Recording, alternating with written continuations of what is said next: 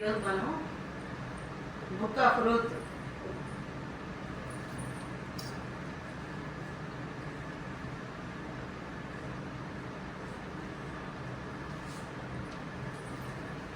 Ruth గ్రంథం గురించి మనం మాట్లాడుకుందామండి. ఎందుకంటే రూతు గ్రంథం చాలా చిన్న పుస్తకము, కేవలం ఓన్లీ 2 పేజెస్ మాత్రమే, 4 అధ్యాయాలు ఉంటాయి రూతు గ్రంథంలోని. అయితే రూతు గ్రంథం అసలు ఎప్పుడు రాయబడింది, ఎవరు రాశారు, అసలు ఎందుకు రాశారు అనేది మనం చూసుకున్నాము. 1300 క్రీస్తు పూర్వం బీసీ, 1380 నుంచి 1045 వరకు ఈ టైంలో రాయబడింది రూతు గ్రంథం. ఆ టైం అది న్యాయాధిపతుల కాలం, న్యాయాధిపతుల కాలంలోని అది రాయబడింది. ఎవరు రాశారంటే ఇప్పుడు ఏ కాలంలో రాయబడిందో చెప్పాను. ఎవరు రాశారు అంటే సమూయేలు రాశాడు. ఎందుకు రాశాడంటే సమూయేలు చాలా చనిపోయేటటువంటి సమయం. ఈ మధ్య కాలంలోని రూతు, ఇది న్యాయాధిపతుల మొదల నుంచి చివరి వరకు ఈ మధ్యలోని 1200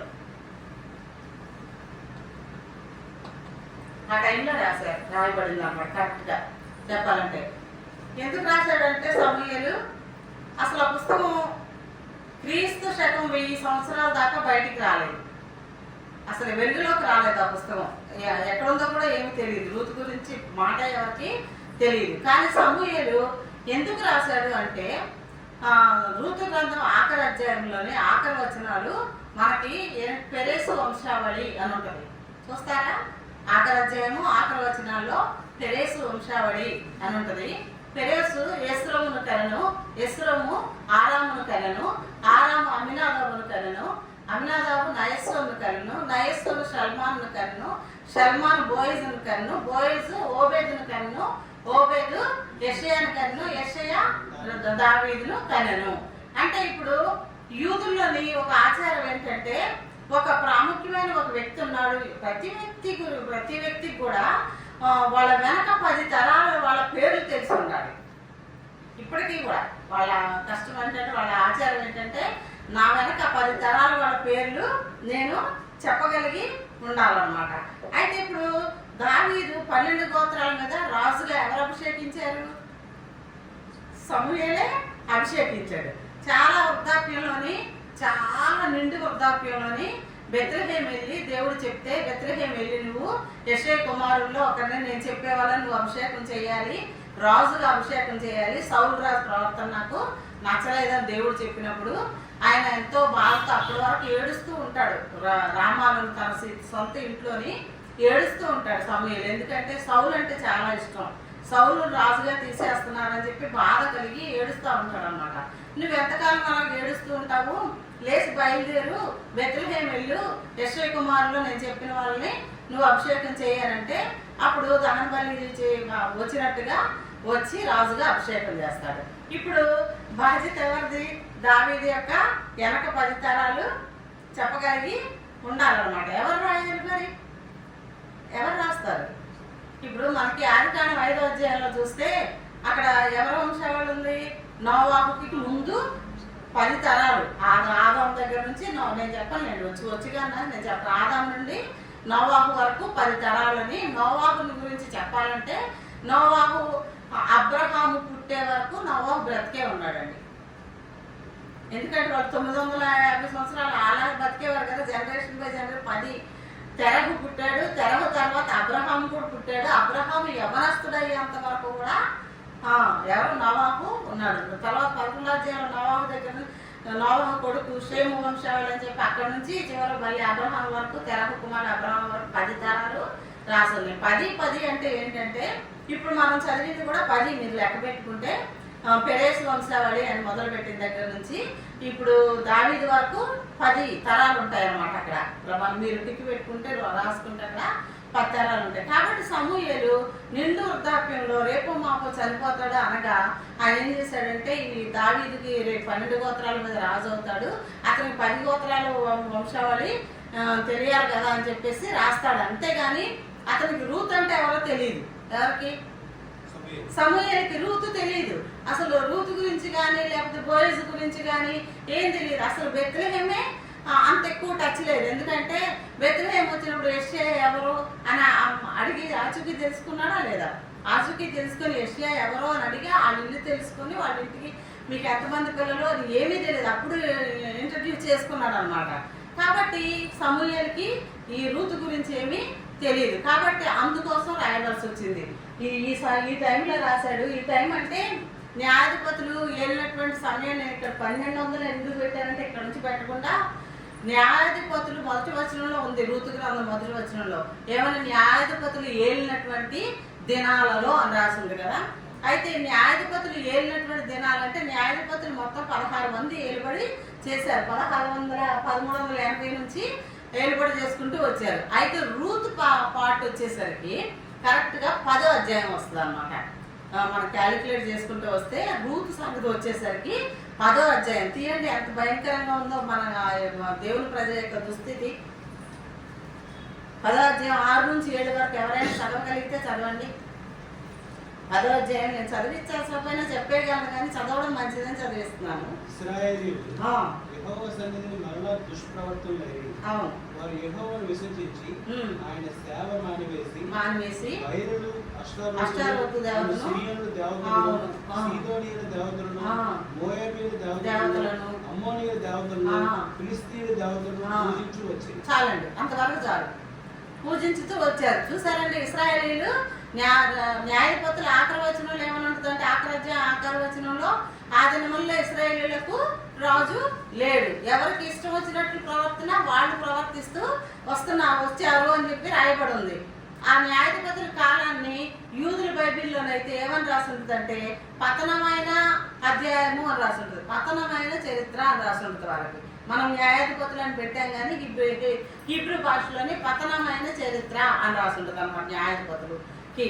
కాబట్టి ఆ దినాల్లోని ఇశ్రాయేల్ ప్రజలందరూ కూడా చాలా పతనమైన పరిస్థితుల్లో ఉన్నారు. మీకు ఇంకా తెలియాలంటే 2వ దినవృత్తాంతాల గ్రంథం 5వ అధ్యాయం 15వ అధ్యాయము 2వ దినవృత్తాంతాల గ్రంథం 15వ అధ్యాయము 5 నుంచి 7 వరకు చదివితే మీకు ఇంకా బాగా అర్థమవుతుంది. 2వ దినవృత్తాంతాల గ్రంథము 15వ అధ్యాయము 5 నుంచి 7 వరకు. ఆ కాలంలో దేశంలో కాపరస్తులందరిలోను గొప్ప కల్లోలము కలిగిన గనుక తమ పనిపాటులను చక్క పెట్టుకున్నట్టయితే తిరుగు వారికి సమాధానం లేకుండా దేవుడు జనములను సకల విధములైన బాధలతో శ్రమపరిచెను. ఇంకా గనుక జనమును పట్టణమును పాడు చేశాను. కాబట్టి ఇంగ్లీష్ బైబిల్లో కానీ హీబ్రూ గ్రీక్ భాషల్లో కానీ ఏమని ఉందంటే కుక్కలను కరుచుకొని చచ్చిపోయినాయట. అంతలా వివరంగా రాసింది. మనుషుల మీదకి మనుషులు ఎగబడిపోతున్నారు. పట్టణం మీదకి పట్టణం లేచి ఫైర్ అయిపోతున్నారు. రాజ్యం మీదకి రాజ్యము లేచిపోతున్నారు. ఎందుకంటే ఇశ్రాయేలు పరిస్థితి అంత దుస్థితిగా ఉంది. అలాంటి దినాలు జరుగుతున్నప్పుడు న్యాయాధిపతులు 19వ అధ్యాయంలోకి వెళ్తే తీయదులే కానీ నేను చెప్తాను. 19వ అధ్యాయంలోకి వెళ్తే మరీ భయంకరమైన సిచ్యుయేషన్. అసలు అది చదివితే మనసు వికలం అయిపోయింది నాకైతే. అలా ఉంటుంది 19వ అధ్యాయం. న్యాయాధిపతులు 19వ అధ్యాయం అయితే చాలా బాధాకరమైన విషయం జరుగుతుంది అక్కడ. అలాంటి సిచ్యుయేషన్ జరుగుతూ ఉన్నప్పుడు ఎవరికైనా మరి మనుషుల మీద మనుషులు కలబడిపోతున్నారు. అసలు ఏం క్రమశిక్షణ లేదు. అష్టారోత దేవతను పూజిస్తున్నారు. సీదోనీయుల దేవతని, మోయాబీయుల దేవతని, అన్ని రకాల దేవతల్ని ఇష్టం వచ్చినట్టు చేస్తూ ఉంటే అక్కడ నీతివంతుల కుటుంబం ఉంది. ఎక్కడ? బెత్లెహేంలో నీతివంతుల కుటుంబం ఉంది. వాళ్ళు తట్టుకోలేక వాళ్ళు ఏం చేశారంటే అష్టారోత దేవతల్ని, సీదోని దేవతల్ని పూజించలేక, వాళ్ళతో ఎగబడలేక, వాళ్ళతో కొట్లాడలేక, ఆ కరువు తట్టుకోలేక వాళ్ళు ఏం చేశారంటే బయలుదేరారు అనమాట. సిచ్యుయేషన్ ఎలా ఉందో కాబట్టి ఎలీమెలెకు నయోమి బయలుదేరవలసి వచ్చింది. మనం అనుకుంటాం మామూలుగా చదువుతూ ఉన్నప్పుడు ఏంటి కష్టం వచ్చినంత మాత్రాన, కరువు వచ్చినంత మాత్రాన మనం పరాయి దేశానికి అన్యుల దేశానికి వెళ్ళొచ్చా, అది ఎలిమెలెకు చాలా పెద్ద తప్పు కదా అని మన మీద సొంత డెసిషన్లు మనం సొంతంగా మాట్లాడుకుంటూ ఉంటారు. కానీ ఆ అధ్యాయాలు మీరు డీప్గా ఒంటరిగా కూర్చోండి వాటిని డిస్కషన్ చేస్తూ ఉంటే అప్పుడు మనం చదివిన అధ్యాయాలు ఆ సిచ్యువేషన్లో నువ్వున్నా నేనున్నా కూడా మనం కూడా ఈ పిల్లల్ని తీసుకొని ఎక్కడికైనా వెళ్ళి ప్రత్యేకంగా ఏదో ఒక తలో గంజే తాగి ఈ పిల్లల్ని జాగ్రత్తగా దేవుని కోసం పెంచుకుందాం, ఎక్కడికైనా వెళ్దాం అనే ఆలోచన మనకైనా కూడా వస్తుంది అనమాట. సిచ్యువేషన్ అలా ఉంది కాబట్టి వాళ్ళు బయలుదేరవలసి వచ్చింది. 1వ వచనం నుంచి 5వ వచనం వరకు 10 సంవత్సరాల టైం కన్నా ఎక్కువ టైం పట్టింది. 1వ వచనం దగ్గర నుంచి 5వ వచనం వరకు 5 వచనాలే 5 వచనాల వరకు 10 సంవత్సరాల కన్నా ఎక్కువ టైం పట్టింది. కానీ 6వ వచనం దగ్గర నుంచి 4వ అధ్యాయం చివరి వచనం వరకు ఓన్లీ 49 రోజులే పట్టింది. ఎందుకంటే పంటలో కోతలు మొదలైనవి అని ఉంది 6వ వచనంలో. 6వ వచనం దగ్గర నుంచి కోతలు అంటే నాకు వ్యవసాయం గురించి అంతగా తెలియదు అని నేను బైబిల్ చదివిన దాన్ని బట్టి చెప్తున్నాను.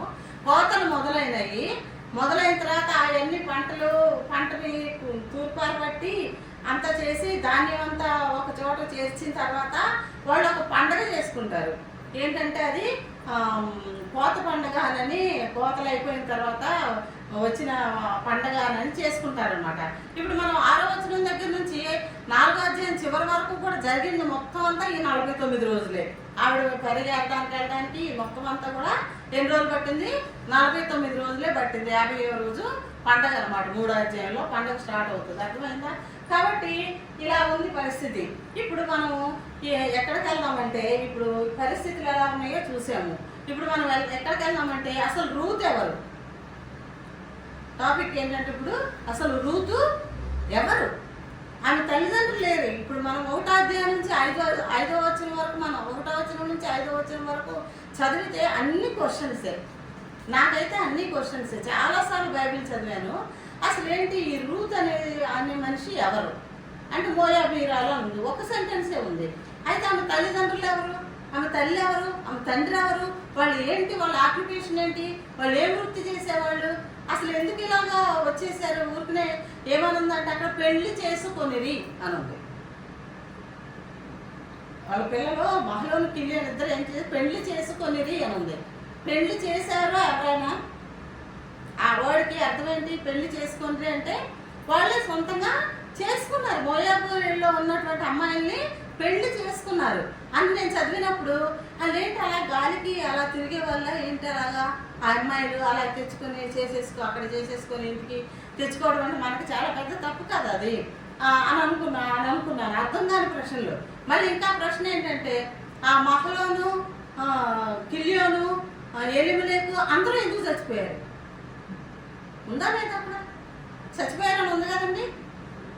ముగ్గురు విధవరాలు అయ్యారని ఉంది కదా. ముగ్గురు అసలు ఎందుకు చనిపోయారు? ఏమైనా జబ్బు చేసి చనిపోయారా? లేకపోతే ఏమైనా పాము కట్టి చనిపోయారా? అసలు ఏంటి, ఎందుకు చనిపోయారు అనేది నాకు అనిపిస్తూ ఉండేది అనమాట. అనిపించి నాకు అర్థం కాకుండా ఉండేది. కానీ దాని గురించి ఎక్కువ ఆలోచిస్తూ ఉండేదాన్ని. అయితే రూత్ అనే పదానికి మీకు అర్థం చెప్పాలి కాబట్టి నేను చెప్తున్నాను. రూత్ అనే పదానికి ఫ్రెండ్షిప్ అని అర్థం. అయితే హెబ్రీ భాషలో రూత్ కాదు, అది రియూద్. అందుకనే ముస్లింలు రియాత్ బేగం అని పెట్టుకుంటూ ఉంటారు పేర్లు కదా. రియూత్ అనమాట దాని అసలు పేరు. అది అలా ట్రాన్స్లేట్ అయ్యి మనకు రూత్ అని వచ్చింది. రియూత్ అన్నా కూడా ఐక్యత అని అర్థము. మనకి ఇక్కడ రూత్ అంటే కూడా ఫ్రెండ్షిప్ అని అర్థం అనమాట. ఎలిమెలెక్ అంటే my God is my king, the God is my king అని అర్థం అనమాట. ఎలిమెలెక్ అంటే నయం అంటే ప్లెజెంట్ అని అర్థం అనమాట. రూత్ అంటే ఫ్రెండ్షిప్ అని చెప్పాను కదా. మరి ఓర్పా అంటేనేమో గజల్ అంటే కళ్ళు, అందమైన కళ్ళు కలిగినటువంటి స్త్రీ అని అర్థము.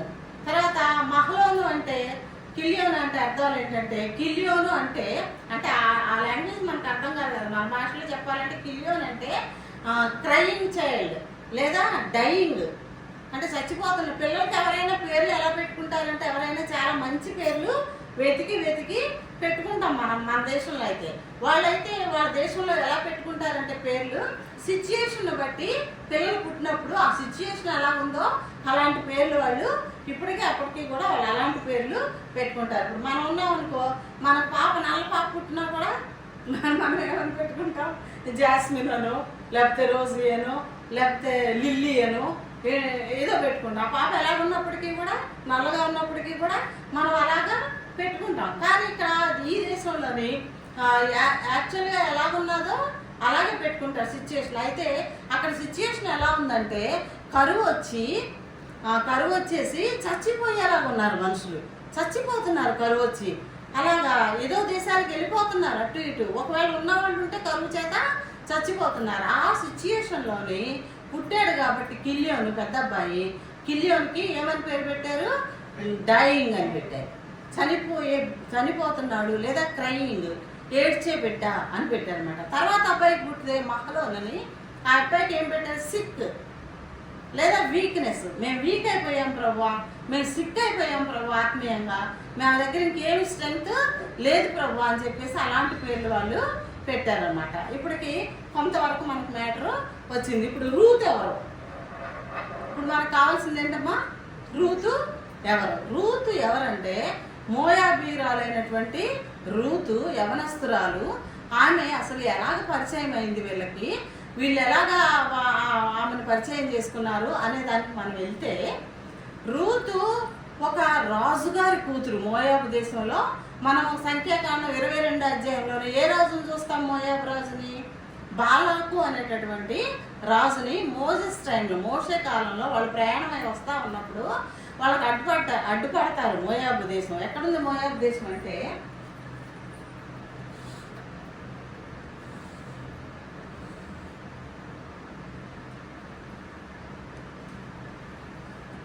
ఇది రెడ్ సీ.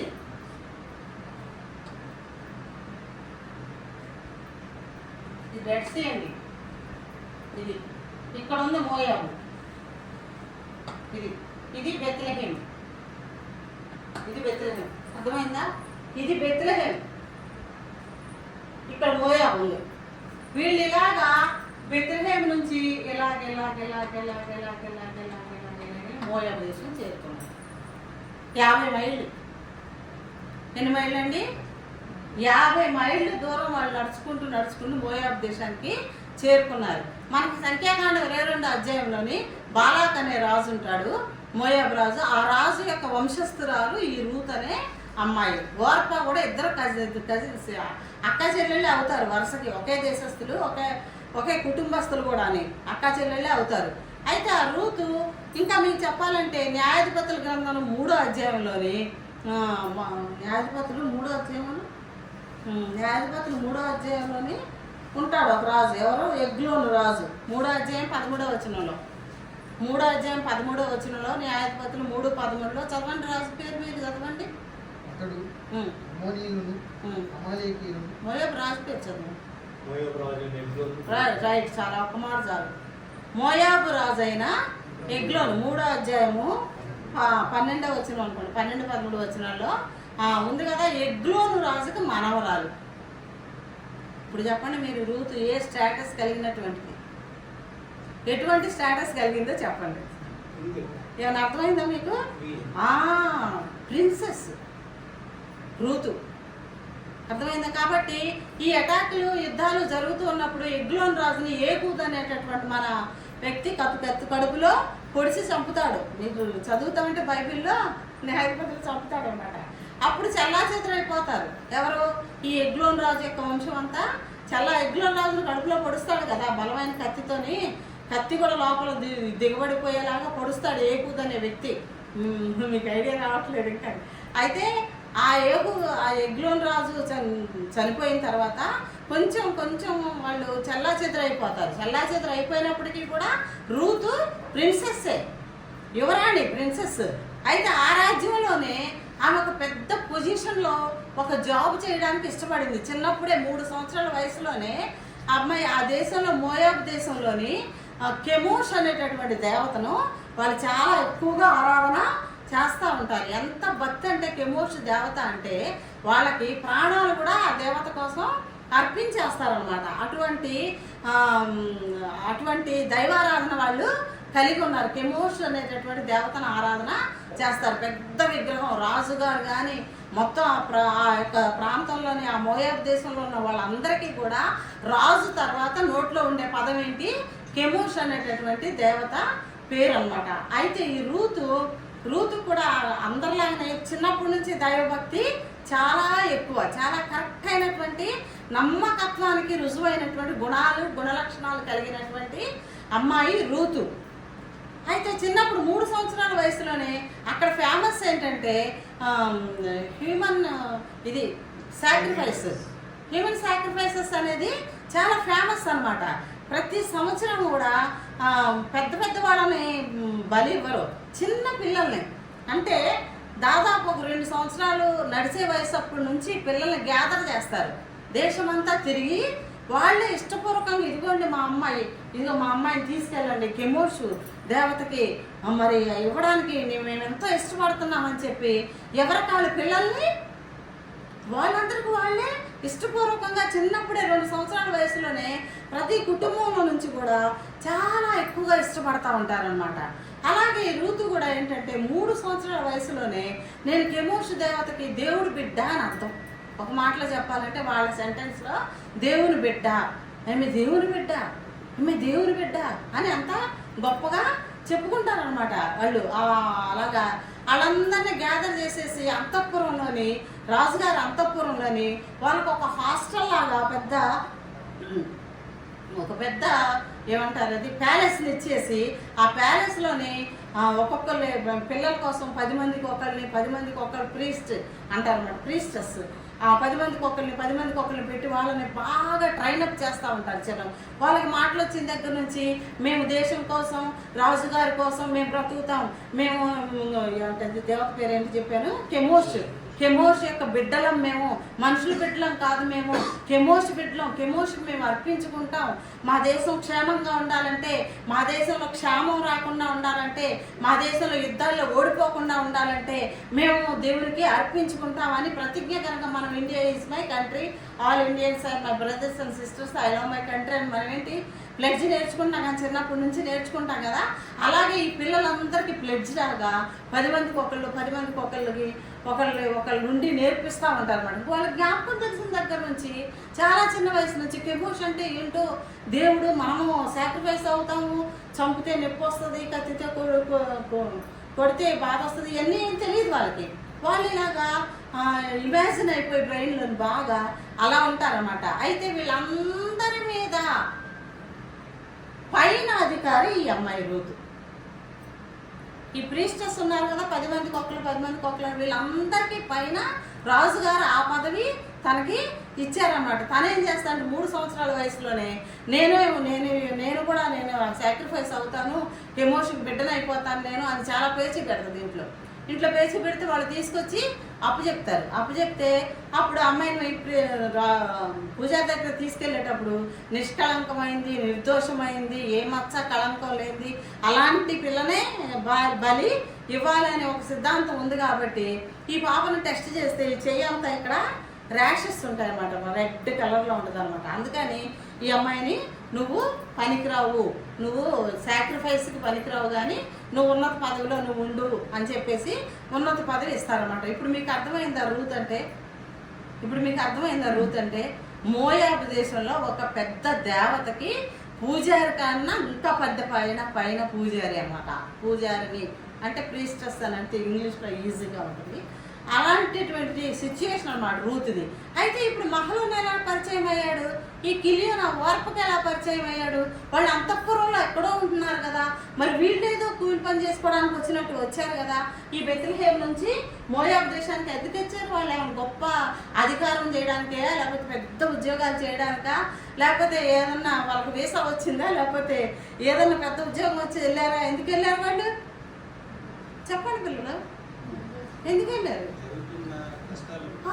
వాళ్ళు ఒక బ్రతుకు తెరువు కోసం అక్కడికి వెళ్ళారు. ఏదో ఒక రకంగా కరువు కాలం అయిపోయే వరకు బిడ్డల్ని దేవుళ్ళలో పెంచుకుంటూ ఇక్కడ ఏదో కాలం గడుపుదాము, బ్రతుకుదాము కొంచెం అని చెప్పేసి వచ్చారు.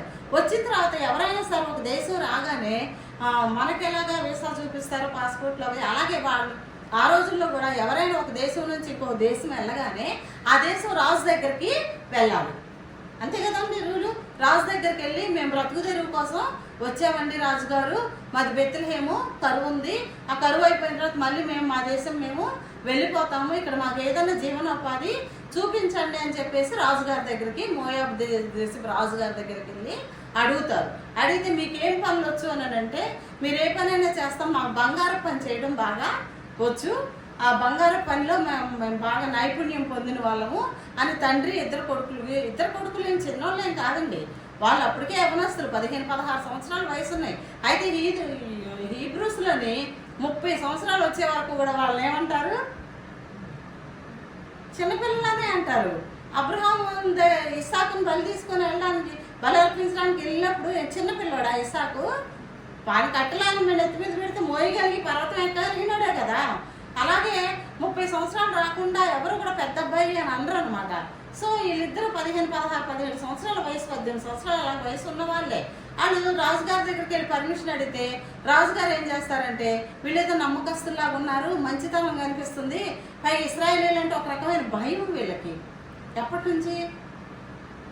మోషే అక్కడ ఎర్ర సముద్రం దాటి వచ్చేసి బాలాకు రాజు ఏమన్నాడు, బిలాంని తీసుకొని మీ ప్రజలందరినీ శపించు, మాకు భయం వేస్తుంది, ఈ మనుషులు చూస్తే ఇసుకరైనలాంటి జనం ఉన్నారు అని మోయాబు రాజు అడుగుతాడు. బాలాక్ అనే రాజు ఈ రూతోళ్ళ తాతల ముత్తాతల మనిషి కాబట్టి ఇశ్రాయేలీలు అంటే ఒక రకమైన భయం ఉంది. కాబట్టి మోయాబు రాజు ఏం చేస్తాడంటే, మంచోళ్ళే ఇశ్రాయేలీలు, వాళ్ళని మనం చేర్చుకోవచ్చు అని చెప్పి, సరే మీరు ఉండండి, ఈ దేశంలో ఉండండి, మీరు మాకు బంగారపు పని చేయడానికి మా అంతఃపురంలోకి మా ఆస్థానంలోకి వచ్చి బంగారపు పని మీరు చేసుకోవచ్చు అని పర్మిషన్ ఇస్తాడనమాట.